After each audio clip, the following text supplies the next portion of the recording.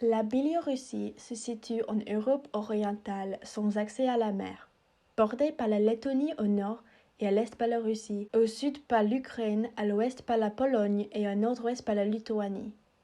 La forme d'État est une république constitutionnelle à régime présidentiel. Le président est Alexandre Loukachenko.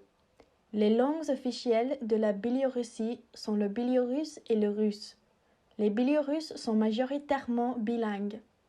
La capitale du pays est Minsk.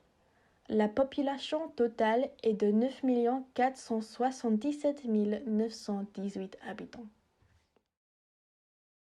La Biélorussie est un des derniers États de l'Europe à devenir une nation. Chronologiquement, le pays a connu beaucoup de guerres. De 1654 à 1667, il y a eu la guerre contre la Russie et le Grand-Duché de Lituanie.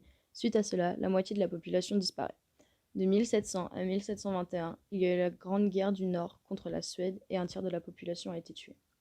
De 1914 à 1917, 1,2 million de Biélorussiens ont été tués dans la Première Guerre mondiale. Et de 1941 à 1945, la Biélorussie fait partie de la Seconde Guerre mondiale. Le 25 mars 1918, après le traité de Brest-Litovsk entre l'Empire allemand et le gouvernement de Lénine, la Biélorussie se proclame indépendante et devient la République populaire biélorusse. Minsk a été choisie comme la capitale.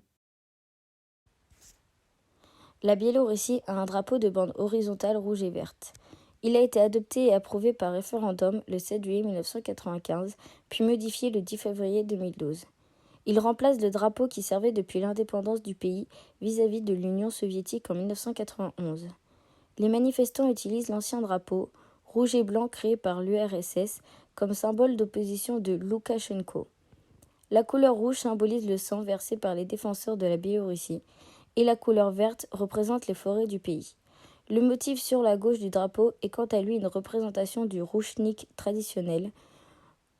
Un rouchnik est un tissu rituel brodé avec des symboles et des cryptogrammes.